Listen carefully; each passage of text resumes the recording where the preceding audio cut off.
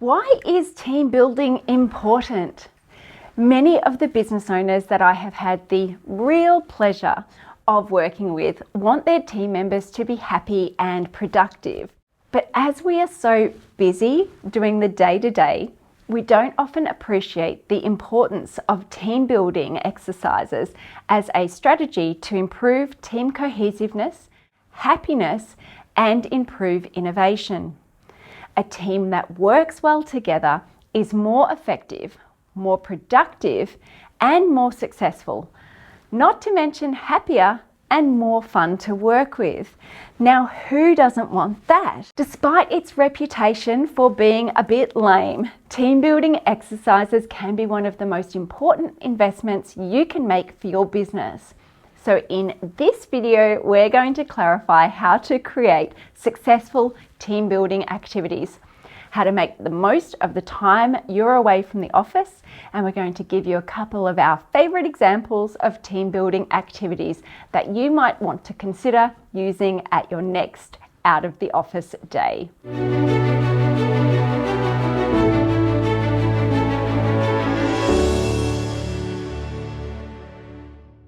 So team building activities can build trust, they can mitigate conflict, they can increase collaboration, create more engaged employees, it improves company culture, and it actually also has the potential to boost your bottom line. You may be most familiar with the cliche and cringeworthy trust building activities, and please do not give me a facilitator that tries to get me clapping. Oh yay, let's celebrate people.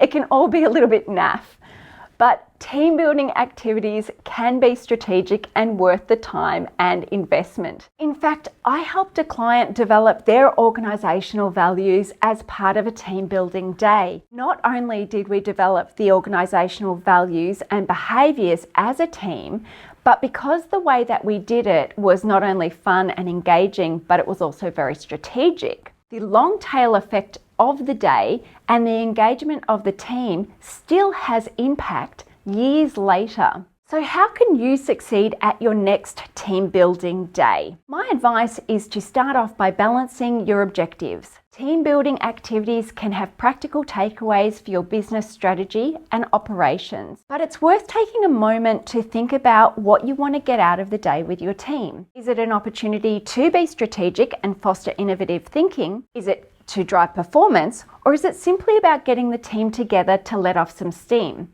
Is it a bit of all of the above? Much as I love a return on investment that is tangible, sometimes a great day out of the office can do more to establish the bonds of trust and foster creative ideas than anything you'll do in the office environment.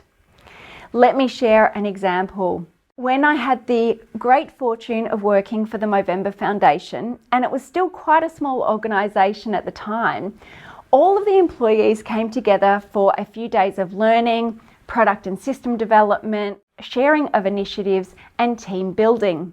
One of the team building activities was a scavenger hunt. It was such an awesome, fun, and completely not strategic activity. However, from that activity, I built long-lasting relationships with people from around the world, which fostered collaboration and improved my ability to work with teams across borders. 10 years later, I still have a connection to many who were in that scavenger hunt group. The return on investment of that activity is beyond measuring.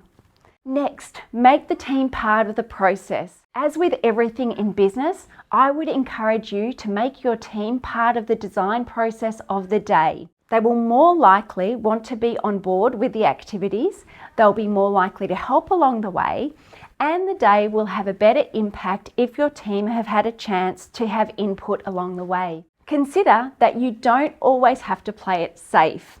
Happiness and learning are tied very closely together. Trying new things with your staff can generate good vibes among employees, which in turn benefits the business itself. In your team building activities, if you can foster real out of the box thinking and playfulness and creativity, you never know what innovations and initiatives you might see come from it simply because you were doing it differently. A very important part to consider to improve your team building activities is to view the importance of team building exercises as an investment, not as an expense. You don't have to spend a fortune on expensive trips or experiences, but don't skimp either. Be willing to make a real investment and show your team that you value their contributions to your business culture. And finally, when you've finished your team building activities, keep the momentum going. Team building can fall flat if it's a one-time activity.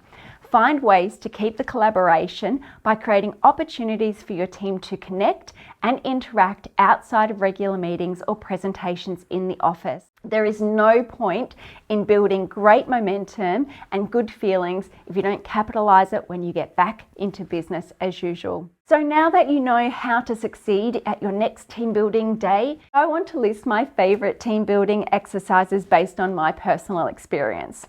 Here are 5 ideas. One of the favorite workshops I ran was with a diverse team of about 25 people. We used a manual process to define people's personality using DISC profiling.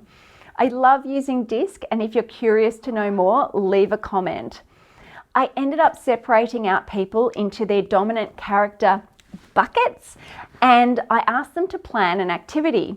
I could predict how each group would work and the challenges and benefits of each group. When they unpacked their experiences, they were able to see and appreciate each of the nuances of the personality buckets that were within the groups. This gave great insights into how individuals of certain natures think and work, and demonstrates how there is beauty in our differences. The workshop had a real impact on communications when the team returned to the office. You may want a really simple activity such as an icebreaker, and 2 truths and a lie is a great one. This often results in a few good laughs, and it's a great way to get people talking about themselves in a way that they might not have done before. Simply ask your team to tell the group 2 things that are true about themselves and 1 lie. The group guesses the lie.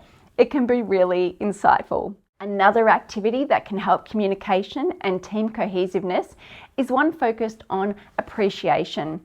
There are 2 ways that you can do this.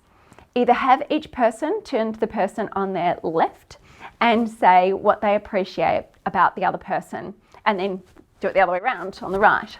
The second, and I think a better way, is to have people tape a blank piece of paper to their backs and have colleagues write a comment about what they appreciate or recognise as a strength on each person's piece of paper. People can nominate to read out the notes that have been left, and it can be really enlightening when we see how others see us in a way that we might not see ourselves. The benefit of having it written down on a piece of paper in this way is that the comments are also anonymous, and you and your team have an artifact that they can keep and feel good about themselves later. Another strategy that I really like is a community service activity. This can help bring the team together and feel good while doing good at the same time. Organisations like FareShare in Melbourne and Brisbane in Australia have volunteers come into the kitchens and cook food that would have gone to waste into nutritious meals for the homeless and underprivileged. And look, political correctness aside, a long lunch or Friday night drinks where you pick up the tab is still one of my favourite ways to connect up with my colleagues. It can be as simple as that to get people out of the office and talking to new colleagues and fostering collaboration. So what do you think? Have I encouraged you to rethink the importance of team building exercises to foster collaboration and innovation? If you've had positive experiences from team building activities, leave a comment and share it with us. Also, I'd be really grateful if you could like this video and subscribe to the channel. If you found this video helpful, please feel free to share it. Thanks so much.